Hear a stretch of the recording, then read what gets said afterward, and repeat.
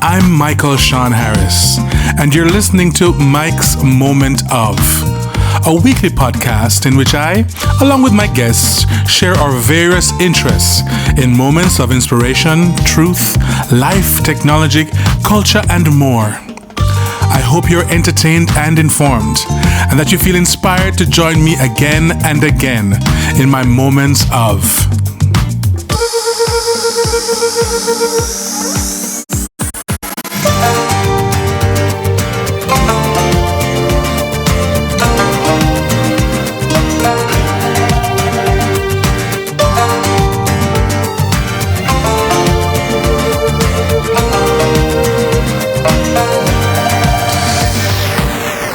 Welcome to another episode of Mike's Moment of, and today I'm speaking with Jermaine Rowe. Jermaine Rowe is a professor. He's an actor, a dancer, a singer, a playwright. I mean, there's so many things. I know. I sound very enough.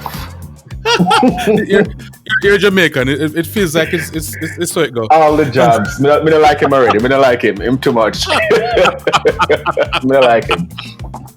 But all right, but we're gonna kind of concentrate on folklore and Jamaican folk culture and incorporating that in current works, right?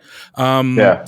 So I know you can, because you have a work that you're developing presently. Was it The Children of Blue Mountain? Yeah, so I have Children of Blue Mountain. Actually, that's been developed and is in another state of development, and I'm also working on other projects too. But yeah, I think we're going to focus a little bit on kind of how I came about the Children from the Blue Mountain. Yeah. Right. All right. Well, let's go back in time a touch, and let's talk about some of your, the points of exposure to the folklore that really kind of got you on this journey. Because I'm kind of doing a similar thing with my project, which is Folk Beats and Blip Speak, which is more music, using the folk music with electronic music, kind of doing a fusion and recontextualizing it for I guess a more current audience, I suppose. I guess you could say. So we'll talk about both of those things as we go on. Absolutely. Well, first I want to thank you for this platform. I think what's super cool about the platform that you've been creating is I was very inspired recently by one of your recent programs, and with Faye Ellington talking about the folklore and the culture. And it was really coming from that space. You talk about this Jermaine Rowe identity of the multiple things. And I do think that in a lot of ways, it's one thing because it's coming from the same source, which for me is always our folk culture. And I was doing a lot of research just for the work I'm working on now, a little bit inspired by what you did in the last program, that I won't say what the work is yet. And I started to read. And one of the things that came to me, I was reading some Laura Goodison work. And in her interview, she said, with really good poetry, there's always a medicine in there somewhere for your soul. And I think that that's what's true for our folklore in Jamaica. There's really good folklore. I'm going to steal from her beautiful words and make it about the word.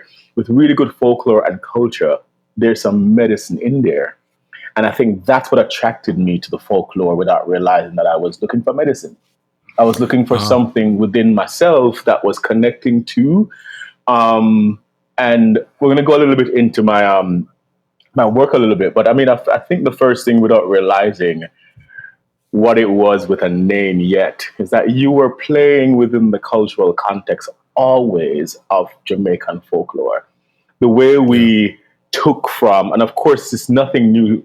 So it's been there forever. It's in the soil, it's in the trees, it's around you. It's the way we laugh and walk and talk, or reimagine games that came from Ireland or England or African diaspora, reimagining it for our soil. So the way we play dandy shandy and sightings, or they call it Chinese skip. I don't know if it's politically correct now to still call it Chinese skip.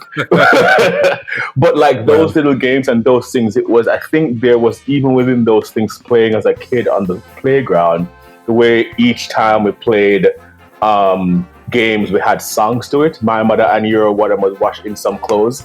The way we were using the singing with I'm an ta ta ta ta ta ta, live in a hut ta ta ta ta ta ta, like all those different things that we would play, and we were introducing in the way we played games, understood each other. A lot of those games were learning community, and through that, a lot of our folk rhythms were embedded in those spaces. So when did the culture start and when did you evolve? It's so like they both live side by side. So these medicines were being inputted inside who we were. And I got to the point in my career as I started to explore things internationally and academically, getting a master's in fine arts, to start recognizing the wealth in pulling from all those initial sources that you first, whenever there wasn't an audience yet, you were performing those elements before. If that makes sense. Yes, absolutely, absolutely. Some of the earliest exposure to that culture. I know you were saying it's in everything, but there's some. Are there any concrete influences that you can mention? Absolutely, now? Like church. Mm-hmm. Like growing up in I think my church, we used to laugh because there's a thing in Jamaica that every church has a name as long as the people in the church. The Catholic Church of God, based under the tree around the corner of in Christ. Like it has. Yes. So I went to one of those churches that were had all the names in the book, but I loved it because that's where I first found my voice as a singer, and I was tambourine warrior. So I was playing that tambourine on my side, on my hand, and finding the polyrhythms within those spaces, singing a real cry so real to me. You're finding all those nuances in the tambourine, and those things started to inform. And so I tell the story many times of one of my first memory of myself, which is I loved. I was coming home and reenacting on my day. So in school, I play all the elements of the church. I'd go home and I'd play everybody in church. I'd go home, I'd play everybody in school. And I started pulling from those spaces. And of course, later on in my career, young life, I started to see the Louise Bennett on TV and the Professors Rick Nettleford and the Faye Ellington and those iconic Jamaicans Leonie Forbes, who were speaking and sharing. And I think one of the gifts of growing up in Jamaica was seeing those people all the time on TV and in the media. And I didn't realize yet how important that was until I stepped away and was living in another context. And I wasn't having that immediate access so readily available to me. And I had to go research it. So those many places were like where I started to find it. And I suppose I said before, hindsight is what making you realize that you were finding the cultural spaces. Otherwise it was normal. And then of course, high school, right. JCDC. I was thrown into performing for JCDC every year. And that's where you also started to see it coming from other sides of the island.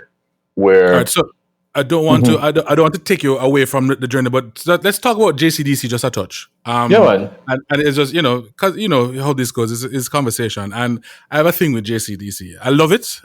that it encourages the folklore and the the repropagation of it and all that kind of stuff. But for me, it kind of feels like it does it to a point and then it stops. And it stops at a point where it really, really should have gone a little step further. So it encourages all these communities, various communities to keep the folk music and the folk dances alive. And it culminates in this presentation around Independence Time. But can these people? It's work. It's work to keep these things alive, to keep teaching people and to make the instruments and make costumes and whatnot. For me, it feels like the next part of their work should be helping to package these groups and helping to get them bookings on folk festivals in Europe or in the US or the Caribbean or wherever else, because then these people can make a living from what is their life, what is their lifeblood. How do you feel about that? Yeah, I do think, and it's an interesting space. Like now that I'm listening, I realize I haven't thought about it in the follow through fully. I can speak from living internationally and seeing how things work and kind of try to find a common ground. There are a few things. I absolutely do agree with you that JCDC, for my international people, it's Jamaican Cultural Development Commission, that has been used to, for me and my experience with it, to have these high school competition and that's my experience with it. The competition where we come together in high school setting and we compete in music or dance or drama. Right. And those were the three I participated in mainly. And I think the thing with that space. What it definitely did was to expose and encourage young artistry and new ways of thinking. What I do know, like living on the outside of Jamaica, is I don't know, because the bigger question, if it is the JCDC's responsibility solely to create other platforms and spaces where can other organizations also, because the thing is, when one thing becomes the main thing that we're looking to solve the problem, we're not also looking at other organizations and institutions. Is JCDC doing very, very well what it can do in one setting? And we also need private entities and companies and people to then take it to the next level. It becomes a bigger conversation that I personally, like, it's hard to talk about because I haven't sat down and dissected the transition through, because with JCDC also, you're going to need the colleges to then also be training those people to perform, because you're talking about performing with the European or the American circuit or like this level. And I've been able to leave Jamaica and train very much in the international setting. And there are many things at the same time that are happening. The talent is being scouted. The scholarships are available. The colleges are training at a certain level. There are companies or theater hiring for. So my thing is that you know when you see the possibility, you start creating the work at that level. Then the talent also grows into it. It's both ends have to be working at the same time. So yes, I agree that a lot more could be done. There also has to be sponsorships coming in from private and government stuff. There has to be. There's so many things around that requires a deeper conversation as well. Yeah, but absolutely agree with you that. Go ahead.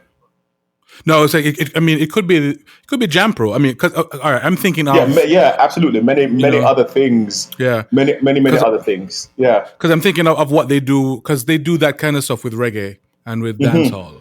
You know,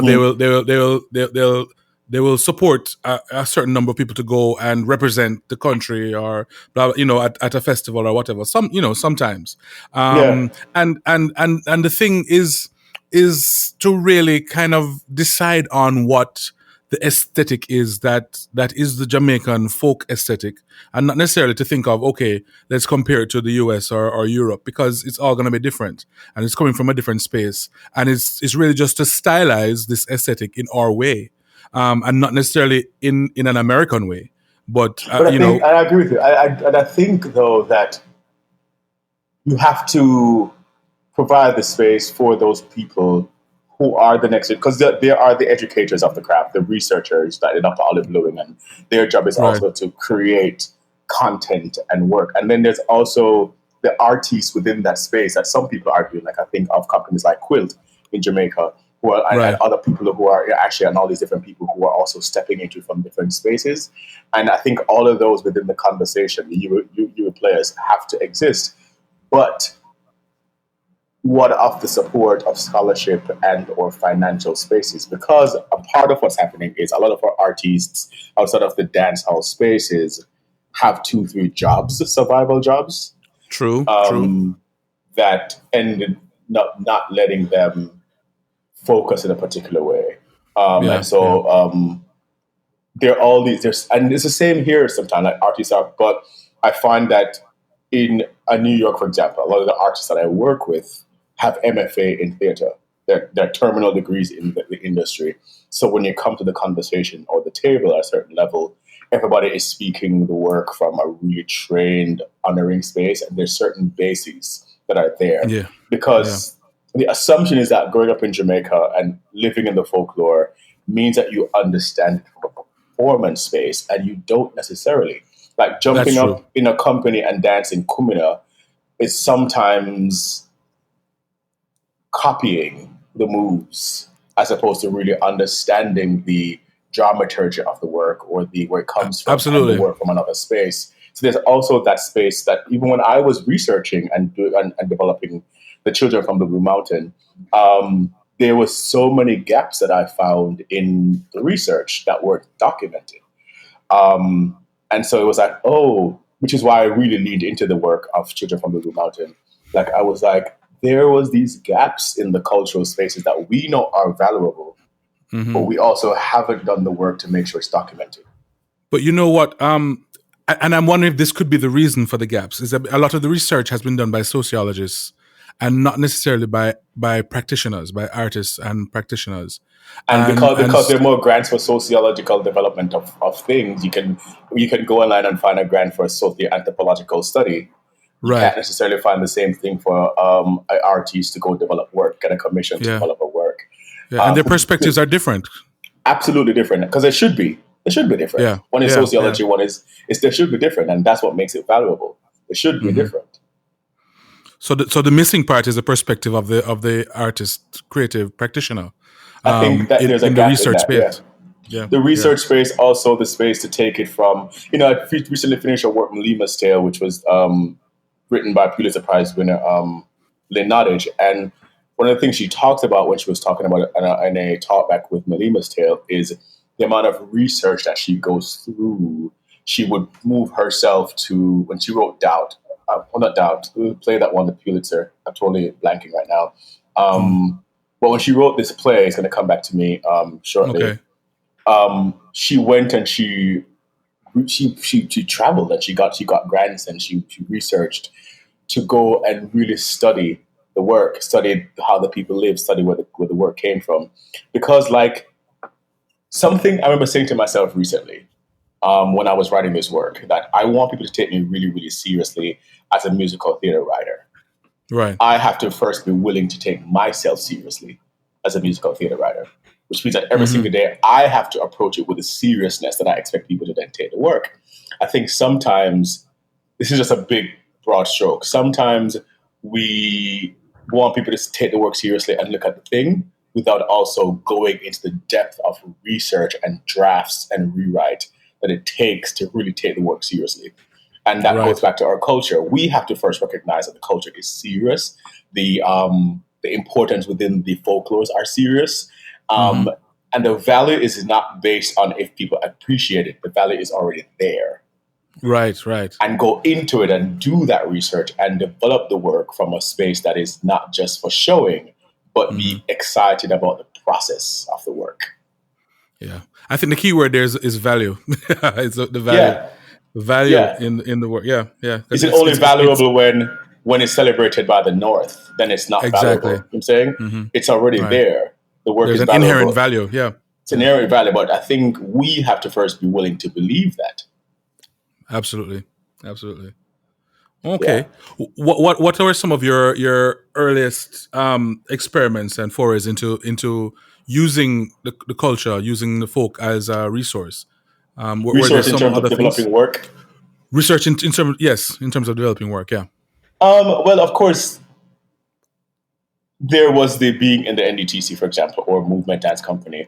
Well, actually, prior to that, in high school, St. Catherine High School, we were developing work for our performing arts. So we were pulling from a kind of North American way of telling a narrative. Like I remember when we pulled Sarafina, and we did that in high school. But under the direction of Hugh Dowse and Dr. Ollie Mundell, we developed it through the lens of the Jamaican narrative.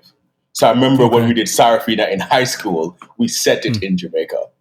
And we were working through. So we pulled some of the songs from the show, but we also did a lot of the things from our world. And we had put, instead of putting some of the South African songs, we put some dance. So I think one section we had like Zim Zimmer in it, or section where we put different things from our culture. So I did grow up in that space in Jamaica, and people would come to us afterwards and like, oh my God, that's a really good play. Can we get the script to do it on our school? And we're like, we never have a script, We just kind of throw some actors in a room and say play it. And so a lot of it came from what I learned later on in my big degree was devised work. Right. Without realizing, for us it was do a thing. That's what we call it. We just do a thing. Right. Yeah. But we also realized that because when I remember going to grad school and I was like, oh my goodness, I was doing this long time ago, this devised idea. We just never realized that there was a way of codifying devised work in Caribbean spaces.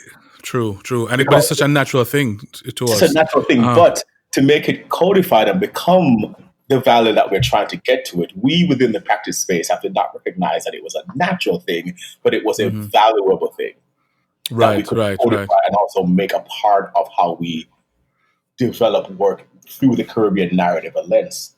Because that devising theater, I mean, that's basically what Asher did for most of their productions, and then Brian Heap has done that a lot with Philip Sherlock with the University Players. I think he's written some books on it. Absolutely, but I think that just the way we tell stories in Jamaica, we often use what we call it in dramaturgy, the epic style of theater, where we have the kind of narrator telling the story alongside the world happening as well. Yes. The person who's commenting. And in one of my works that I created, Mom's Eulogy, I wanted to explore the natural space in the Caribbean, where I remember going to see a show in Jamaica, a play, and the audience, I think it was Glenn Campbell on stage. And the audience member sitting down in the front row touched Glenn on his leg and said, "I like you." In the middle of the world. And Glenn had to just adjust to that and keep on going. But and everybody was like, "What? She didn't know about." But those little things for me, as a writer and a cultural ambassador, becomes the way we tell unique stories where the audience feels that they can talk back to you. Yes, and be a part of the world. And I do think that in an interesting way, there is some value in that. And because those are cultural spaces that we learn to talk back to the stage, and the audio or the direct address where people want the actor on stage to see you in the audience. You're not just audience; you are part of the players in the world, but you're playing the part of audience.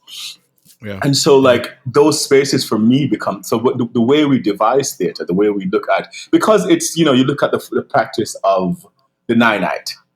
Everybody who come in the space automatically becomes a part of the space. There's a lead singer and a lead tracker and all these things, but there's a theatrical element to that the folklore. Right. So when I wrote The Children from the Blue Mountain, the Ananti character becomes that person for me. In the space. Okay. Yeah. Mm-hmm.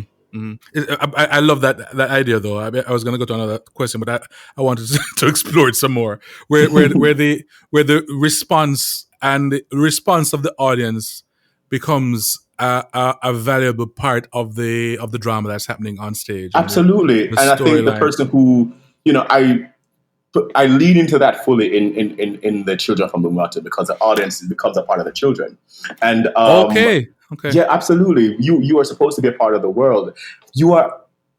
There's and it's not new. I think a lot of other cultures have done it. We come from oral tradition, hugely in our culture. Why do you think that is? Because everybody recognizes the value of passing down the information. That means everybody is a part of the information sharing, including the audience.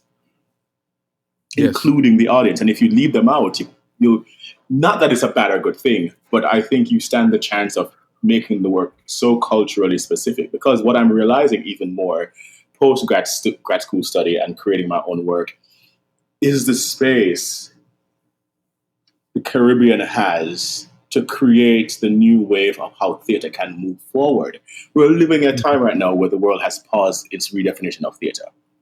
Right. And hugely,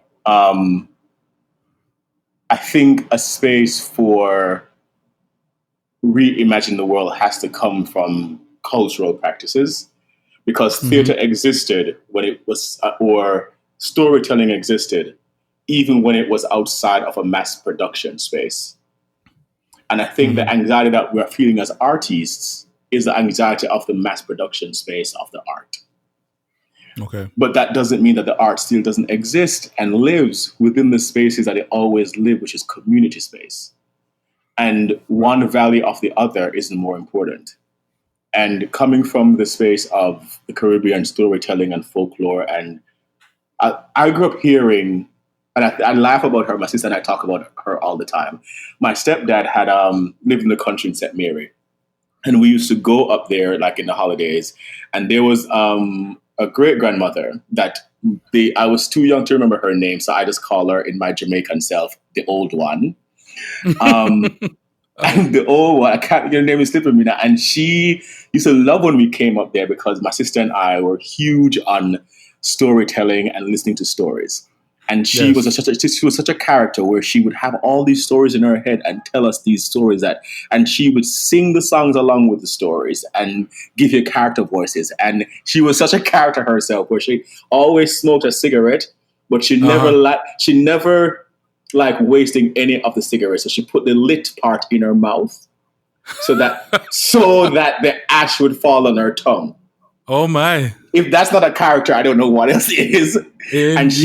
And she was blind. And so she sat in a corner and she would feel your hand to say, "Oh, I Jermaine this, I Jasmine this." And then she told us her story and she would start it with a little, and she would make it up on the spot. And it was so wonderful. And I look back at that valuable theatrical moment, not realizing what that was. And she told stories from the way she grew up. But that's how I think stories can still live and exist in this space where it's 2 or 3 people gathered together to share. And I think artists now have to recognize the value in connecting in that space, because I know a lot of my friends, and I do, feel the anxiety of the world slowing down and saying theater is non-essential, which is so not true. And storytelling is non-essential. And so, Broadway is closed until 2021 and all these things are happening. And we have to really find, for me at least, leading fully into the cultural spaces, which I listened to the program the other day, the Duppy stories, the stories that we told each other when we didn't have the mass production of spaces that kept us connected, has value. Yes. What are there any specific elements of the culture that speak the loudest to you? I mean, that kind of stir you or spur you on? Is what are the aspects of it that really get you going? Wow, there's so many things, because I've been so fortunate to be in the dance world in Jamaica in a very high level, the music world and drama world. I learned a lot later outside. But when I tap into the culture, using it for my work. So let me talk a little bit about, because I've been mentioning it in the umbrella of this conversation. My work, The Children from the Blue Mountain, looks at this folkloric legend, Jack Mandora. And because, for those who don't know, the Jack Mandora is the end of our story. We say Jack Mandora, may not choose none. And, for a lot of us, that looks at the storyteller being responsible for telling the story how he got it, not adding embellishment, just being really honest, being the bearer of stories. So I wanted to explore in that who this Jack Mandora was and why is that person given the responsibility of guarding all stories in a manner of speaking. And when I started to do some research, I realized that there was no real specific legend around who Jack Mandora really was. So I decided to, when you see something missing in the world, you create it. I started to create his origin story. And so when I started to look at that, what first came out to me, and I started in my research, was the music.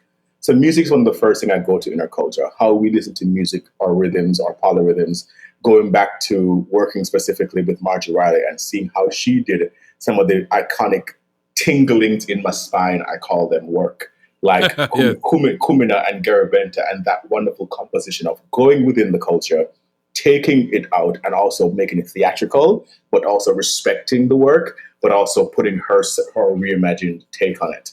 Became really excited. So I was listening to the original form of like the Etu and Kumina and all these folklore, and seeing how she transitioned, slowed some things down, or sped some things up. Like she made the Kumina a little bit faster so it wouldn't have the same trance-like effect.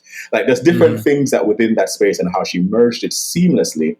That's why the I want to know, because it became really well known. Like people don't even know. I have friends who call it the I want to know dance. They don't, because the music pulls you. So that was the first thing that I stepped into when I was creating the work. And then I went into the movement of the culture and what the movement told you.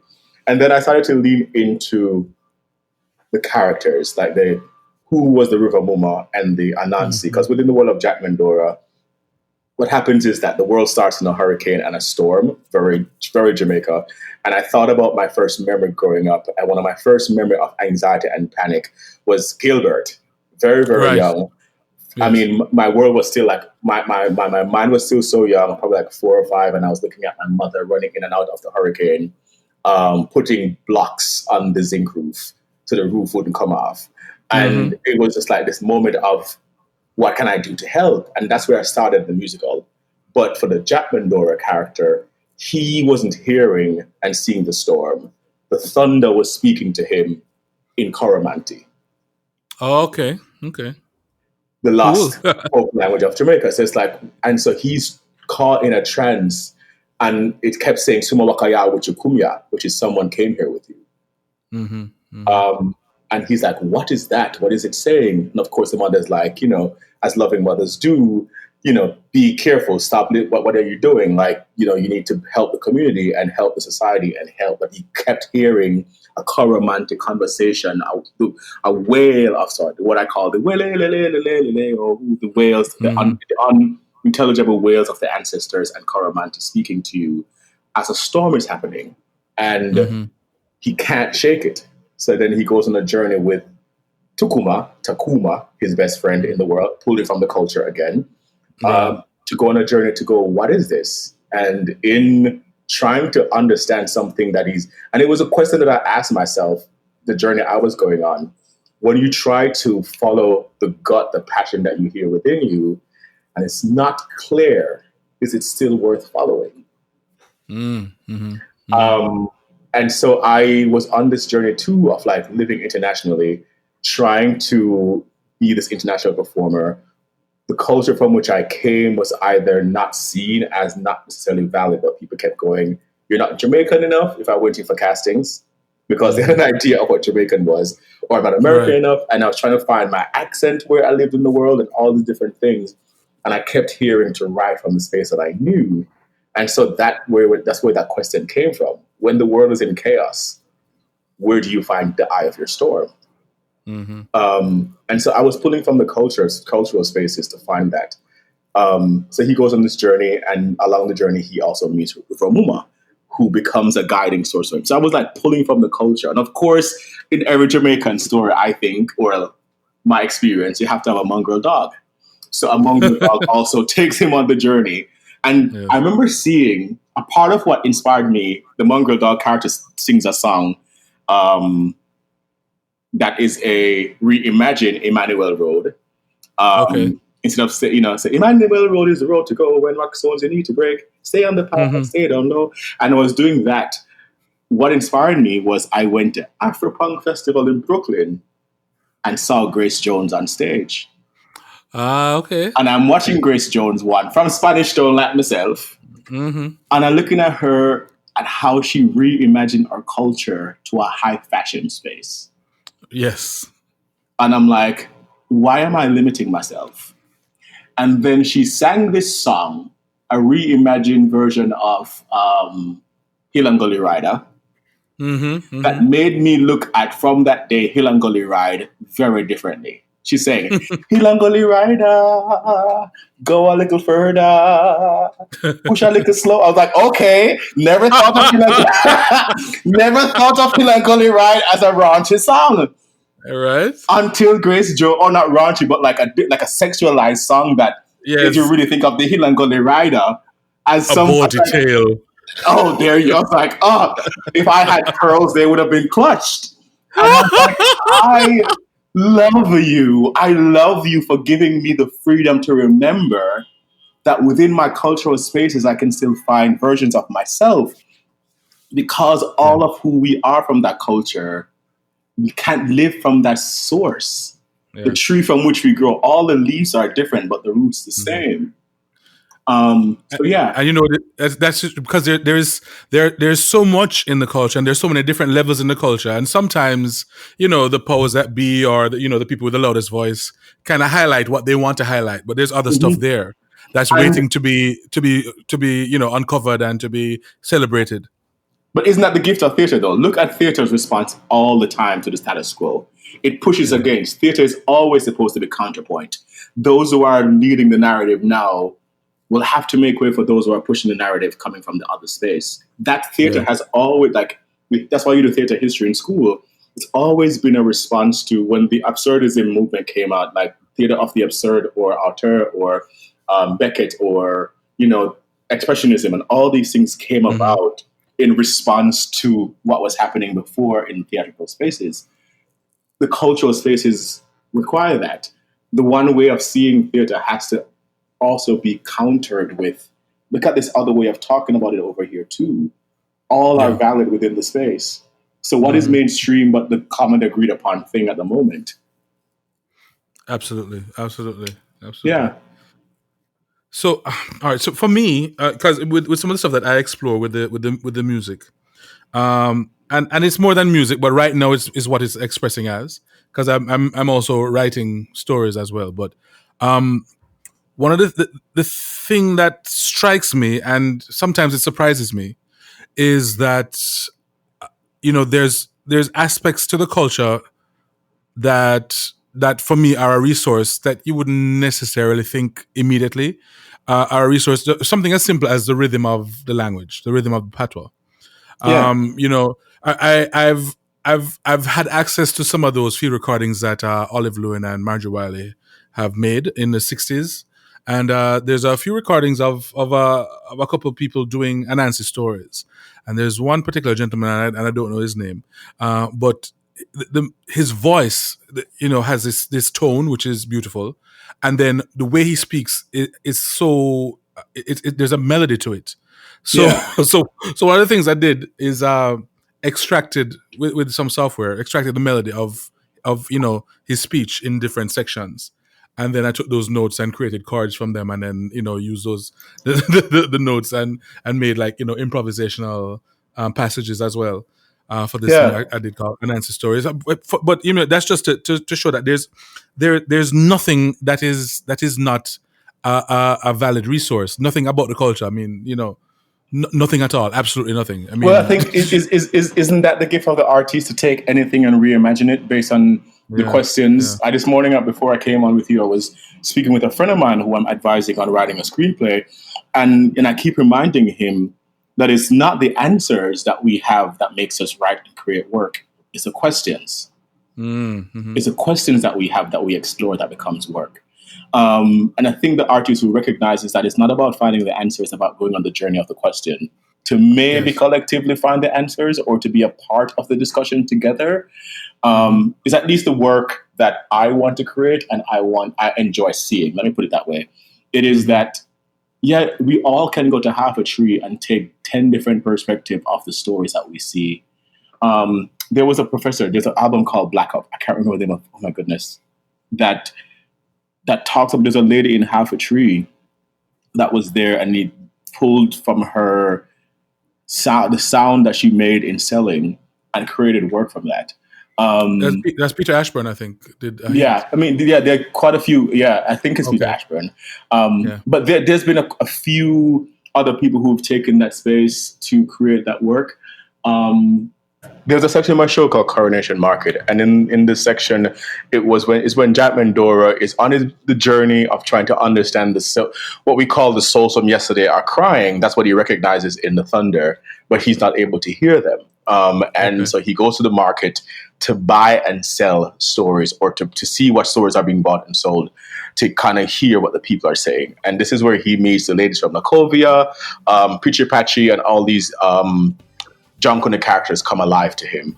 And one of the things that I started to do to create that section, to try to capture the truth of that moment, I was on vacation in Jamaica. And I remember going with my mother to Spanish Town Market. We were from Spanish Town.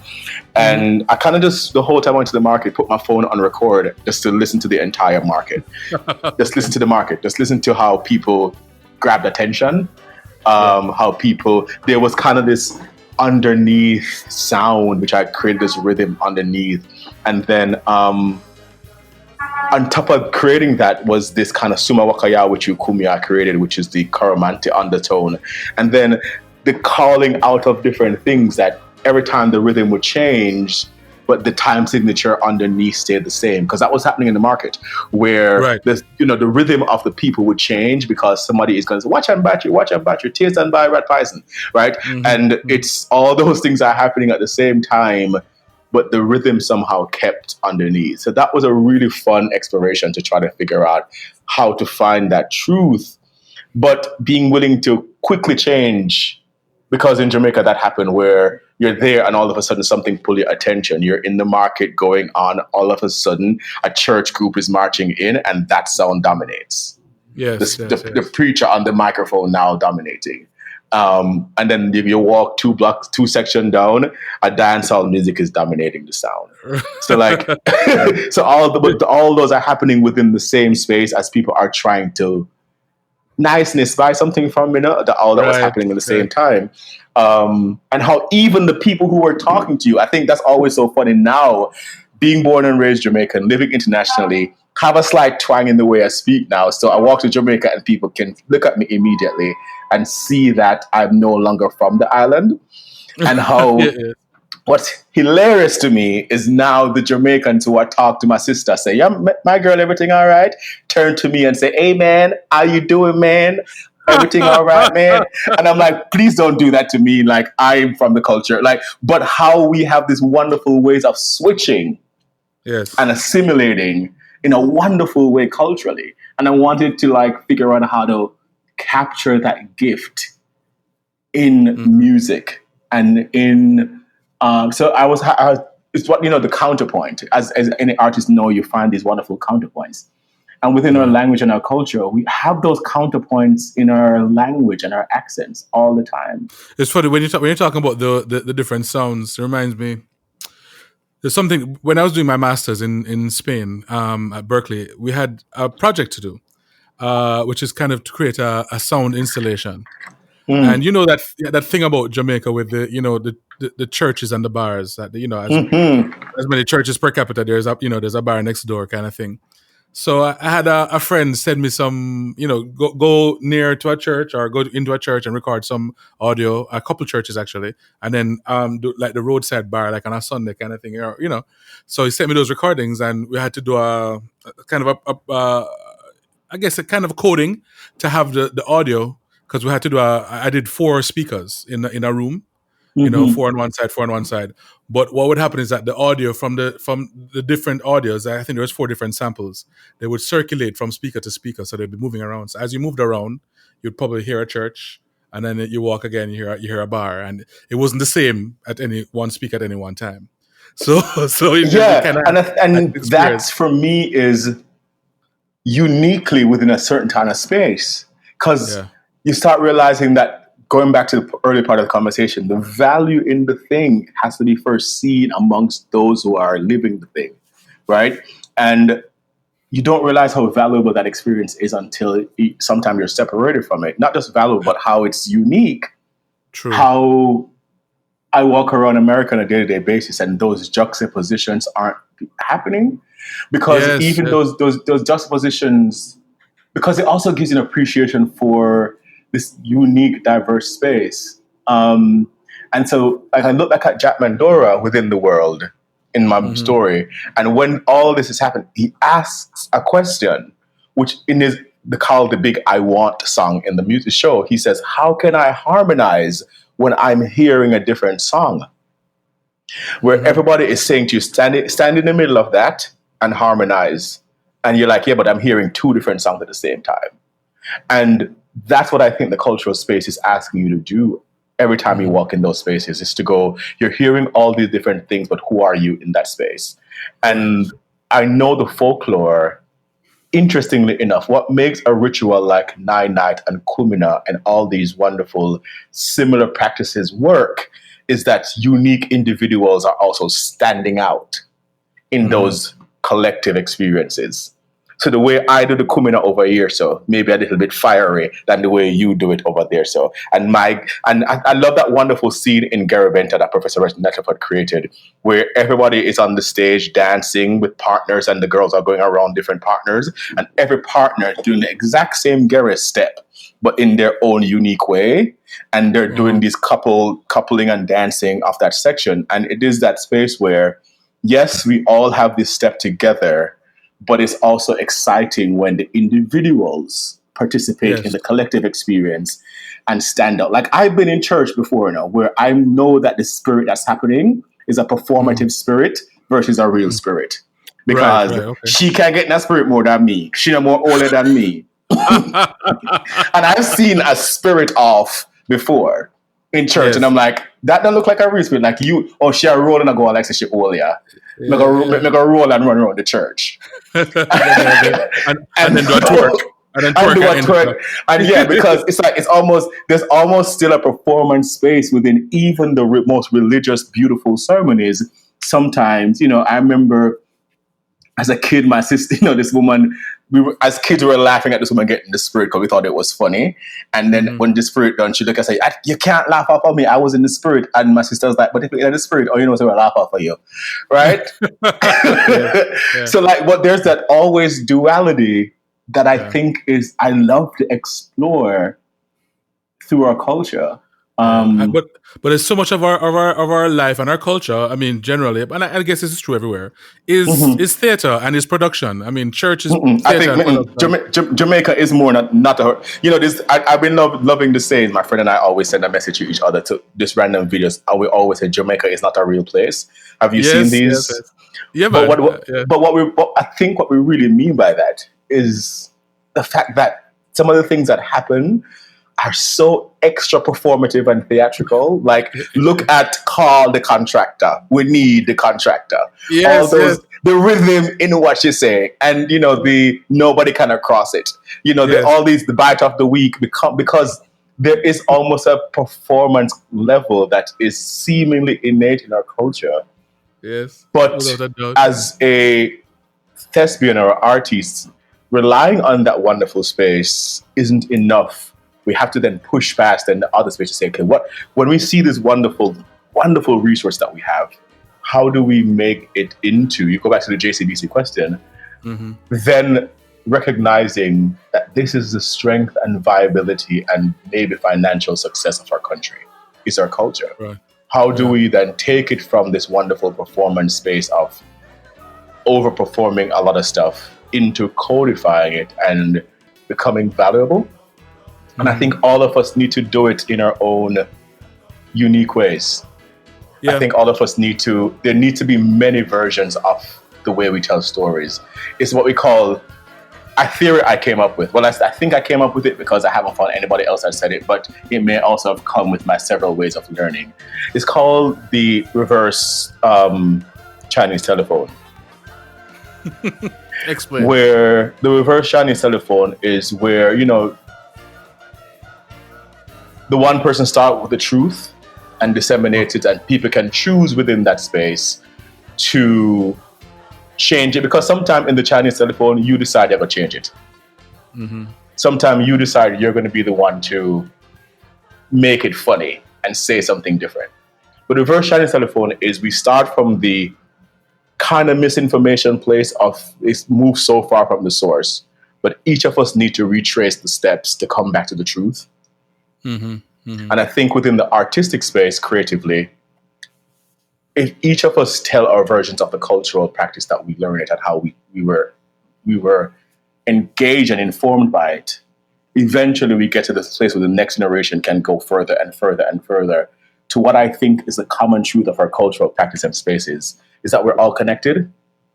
Right. We all come from source and love and light and joy and well-being. And that is the richness of the culture, the laughter that we get from it, the joys that we get from it, the lessons that we learn. Because our cultural spaces were coming from, a lot of times, spaces of healing through trauma. The dances came from healing through some of the traumas that our people were being moved across the world into the Caribbean spaces into. They were holding on to ways of belief systems, spiritually and otherwise, that kept us safe. They were not just stories that were empty. Some of these were coming from these wonderful spaces of protection. So the more we dig into it, go back to Lorna Goodison, the medicine within those things are important. You were talking about the friend that you have who's you're assisting with, you're advising on his screenplay or her screenplay. And, you mentioned to them that it's the questions, not the answers that you have. It's the questions that you have that kind of will move the story along or inspire the creation. Yeah. And I was saying that, I kind of hope that I never get to the answer, in a sense. I kind of want the questions to inspire more questions. Yeah. And then those questions inspire more questions. Because I think one of the things I go back to is, why did you want to write it in the first place? What was that question that you had? The thing that you felt missing that made you want to write in the first place? That for me becomes really exciting to explore, because you can get lost in the showings and the drafts and people opinion of the work. But I think going back to the questions that made you want to write in the first place and explore in the first place keeps you true to the work. And your audience will I think enjoy that journey more than The audience will going get it from here to more when you're specific. yeah. The more specific you are to yourself, the more specific you are to where you live in the work and the world, the audience will connect to it more. I always believe that. If you try to write too much for the audience, the big audience, it then becomes too general. Because you're trying to please everybody. All right. Okay, so Jermaine, Children of the Blue Mountain, where do you see it going, and where would you like it to go? Right before the quarantine had happened and everything, we were actually in development for a... Recently, I got selected, shortlisted for the Eugene O'Neils Festival, which is a pretty big festival here. It's something that Lin-Manuel Miranda went through when he did In the Heights, and quite a few really well-known works from like Coleman Domingo went through that. So that was something that I was targeting before, because a big trajectory was I wanted it to go the full test of the works that I admired, like A Lion King or a Fela or these big iconic works, but coming from directly the Caribbean space. So we were in development for it when everything got paused. So hopefully once all this is over, we'll be able to pick back up that equity development lab, which I'd identified a lot of actors to come together, and LPAC, LaGuardia Performing Arts Center, was helping me to develop the work. And I've been very fortunate with the work, where I've been writing and working on it for like 5-6 years too. I do have a nice following of people here on this side of the world in New York, and I'm trying to get it towards the London side. But I'm really interested to figure out how to develop it in the Caribbean space more. Jamaica would be great. I'm actually doing some readings of the script right now, as we go through everything now with some theater companies, Caribbean theater companies, just kind of hear the work on Caribbean actors. There's the long trajectory of a work that is at the Broadway level, but also still fully accessible to the Caribbean culture, a touring company. So I'm looking at it in a very major way. Yeah. Like in your development of this and in the exploration of this, whose voices are you hearing in your head? It's a weird question. Whose voices are you hearing in your head? Whose voice am I hearing in my head? You think, as you write work, and you probably know this space very, very well, where you think you know what you're writing and the writing tells you where to go. And so I always try never to write from the ego space, meaning whenever I'm writing and working after a development. It was my dramaturgy teacher, Stuart Spencer, in grad school that gave me this advice. It's okay to give yourself breaks in between the work. So whenever I do readings on developments, and I would get this really great feedback, and the music particularly gets a lot of great feedback, and people want the recordings or whatever, I take a break before I go back to write the work again, because I don't want to write from the "you're doing a good job" space, for me at least, because I don't want to write from the ego, because the ego is what gets excited there. And to remember what made the work a good job was me writing from truth and investigating the question. So that being said, I wait for the inspiration of those voices that you're talking about, the influences. So a lot of them comes from the young Jermaine asking questions and the voices of mentors like Professor Natalie Ford or family, like within the work, because there's a song in the work that says that I'm afraid, and the mother's lyric is, "If the world ever sees the beauty in my boy, if they hear the melody he sings in his heart, as he grows, maybe he can change the world. But just because he's different, I'm afraid." And for me, the voice I was trying to understand was my mother's voice to me as a young kid, who never told me to stop being, but the fear that sometimes she saw this young kid who was so different in sometimes a cultural space that she wanted to protect. But it was me trying to understand that her protecting wasn't scolding, was coming from her place of saying, I just don't want you to not be happy or the world not to see your beauty because you can seem different. And I think, so what I do is through my work, I try to listen to all those voices of people around me that are asking questions as well in a cultural space, and try to navigate it through my interpretation as an artist. So in a lot of sense, it's always listening to those. And then I have friends in my life who are muses, who sometimes that person is talking to you and a little aha moment hits you going, that's what I'm trying to figure out what to say in the character. Okay. So yeah, I use all of the above. Okay, cool. So for me, I mean, and maybe something that I'd like for it to be, and it's specifically with the Jamaican culture and the folk music and the folk culture, not just the music. That it kind of becomes again, because I think at one point there was kind of a movement, and that this kind of exploration becomes another kind of a renaissance, a movement of people exploring the culture. Like you are doing. Are there any other, of your friends or colleagues that you see heading in that direction, or maybe that you'd like to encourage to head in that direction, or yes and no. I mean, there are people like Carl Williams, my friend Carl, that I've known for years, who's also stateside, and who are heading in that direction in very direct ways. And of course, the Andrew Clark, who is doing a Brata Folk Company in the US right now, Right. who's using the folk music in a very specific way. And I've been very fortunate to work with Tisha Duncan, who also is a Jamaican actor, stage persona, who has been working alongside me as director for Children from the Blue Mountain. Oh, wonderful, yeah. But Bill T. Jones said something. Bill T. Jones, who's done so many Broadway work, but also has his own dance company. He became a mentor of mine when I did Fela. And one of the things that he said in his work and developing of his work is the fact that as a Black male artist, no matter what lens the work ends up taking, the work will always be influenced by that platform that he's on. So when people limit him to say, this work should, how are you investigating Blackness in your work? Or even Toni Morrison, where she talks about when people ask her to write more about more universal characters or whatever, it's the idea that one, because of the source from which you come will always be there. The way you choose to use it does not have to look the way that people think the folk work should look. So the fact that you are born in the Jamaican landscape, and you, like we talked about earlier on, about all the influences that taught me ring games and school and all these things, everything I do will always be colored by that ingredient. Always.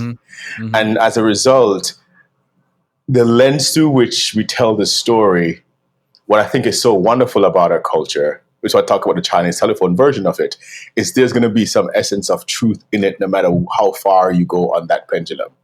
And so I think it's just telephone nowadays, by the way. Yes, forgive me.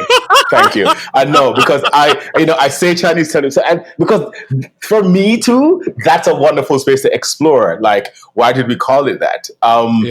Recognizing though that everything comes from intent and intention, right. And sometimes intention isn't to be, but also you have to learn. So good telephone for those who are listening to me and are saying Jermaine is racist and prejudiced.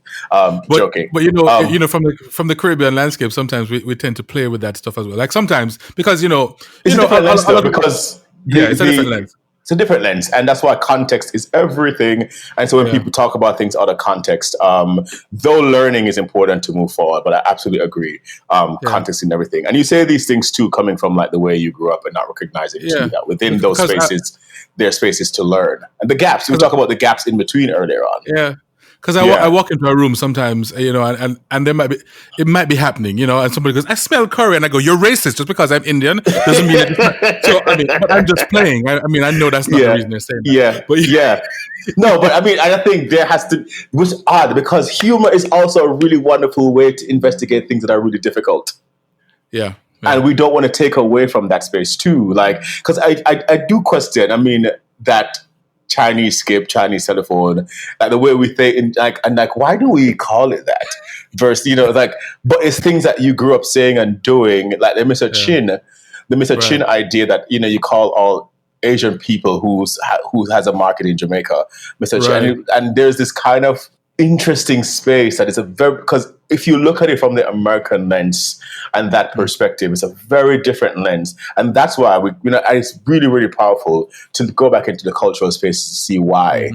understanding what happens. And of course, you want to evolve the language and respect anybody within any culture that says, actually, let's shift from that. I'm like, absolutely, without even questioning why I can shift from it. But I think the artist in us, going back to the question, can live in that space of the question. I think that's why art is important in any society. For us to question and take a mirror and look at ourselves to say, that's worth investigating for us to learn from. And learn from, not necessarily in this kind of didactic, preachy way, but to go, that was something that was experienced and expressed, and why, even within the language and the cultural nuances of the language, do we do these things? Because everyone's learning curve is important. And not canceling out somebody's learning curve because they may be offensive is also important. And it's tough. It is. And I think that's why I use Jack Mandora. And when you fall in love with your own work, I genuinely love my own work, because for me, it was a space that within it, Jack Mandora says we each have to find our own story. And in finding our own story, collectively, we're going to be better. Yeah. But each of us need to be willing to listen to each other's story within the space of also owning your own story. Yeah. And that's what creates the calm in the storm. The validity of each of our stories all at the same time, and that's hard to do. Yeah, and the truth is that there's no one Jamaican story. There's no one catch-all. Everybody's gonna have a different experience. Even if you grew up in the same house, sometimes Absolutely. Everybody has a different experience of being Jamaican. Yeah, and I think all those experiences are uniquely Jamaican. And I think that's what And so when you go back to the question of artists telling that gaze, we also have to be willing to recognize that the strength of it is the diversity in it, the diversity in the way I can take listening to the Kumina rhythms and create an aria from it. That also is important, because in my musical, I wrote an aria of the mother singing in the market scene, where the coronation market scene that's happening with all the cacophonous sound of everything that's happening. Singing over all of that is the mother singing an aria. If you see my son, I need him to come home. And while underneath that, we're playing Kumina. So all of those live within the space at all points, and all of those are. We read. I think sometimes I'm challenged by people. Are going to say, "What?" I'm challenged by our motto, "Out of many, one people," but I'm challenged by it in the way that, to fully embrace that, it requires more work than we often are willing to take and do. Like, we have to be willing to recognize that out of many, one people, intrinsic in that are differences. Right. And those differences need to also be celebrated within the oneness. And because sometimes, and I asked that question in the beginning of the musical, I use that out of many, one people in a way in the beginning of the musical to ask that question. But what of those within the out of many that are hearing the different voices and spaces in between? Are there spaces for those voices to also be highlighted in out of the one many? Or is out of the one many people idea saying we need to have one culture? And and it's not an investigation that's good or bad. It's not it's a bad thing or good thing. It's more investigating it to make sure that out of many we are one also celebrates the many as well. Right. The many voices that can live within the oneness. And both of those things live a lot. And it was the question. I made Anansi represent the oneness in a way, and Jack Mandora questioning the out of many. That, and making both of them together create the space of out of many we are one people, making it wonderful. That we have to welcome that within the Jamaican spaces, there are the diversity, even within the same culture, that are equally as valid and wonderful. Wow, wonderful. Well, Jermaine, I thank you. Thanks for entertaining me, and for having us share this little space to talk about Caribbean things and Jamaican things and Caribbeanness and the exploration of it. And I really hope, because we spoke about some really cool things, some really, I mean, I want to say profound things, but I think it's things that can spur more questions with other people as well. I agree. And I hope it does, because they're important questions to, as I said before, to inspire more. And I thank you for this platform. I mean, I want to say one thing before I go, because I'm also, like you are, at so many of us, standing on the shoulders of many people who've come before, who've been questioning these things and spaces. I was very fortunate to work with Professor Nutleyford in a lot of ways, just like as a mentee. And I always remember him saying to me that when he was pushing into Kumina, that we all love now as Jamaican, wonderful, and the most iconic dances of our culture, that when he was pushing into it, and even Lantonette Steins, when she was pushing into some of her work at Atlantic and studying the dancehall culture and spaces, it was initially frowned upon and not seen as enough high culture, or like, so we have to keep pushing against those things, because now we go, oh my goodness, we've created this wonderful Jamaican technique, line tech, which was in the culture, and she saw the value in it already. And we look at Professor Nutleyford's Kumina and saying, oh, it's such a beautiful, iconic work.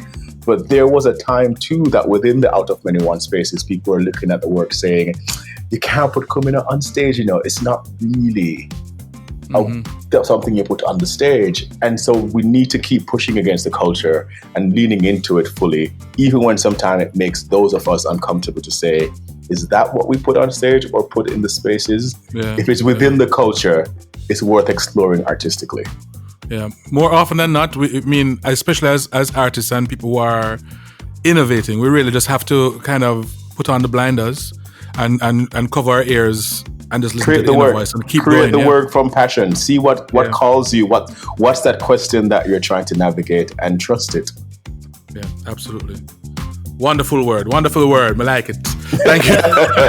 We like it. Yeah, Ray. Raymond. Thanks, Raymond. Sorry, thanks, Jermaine.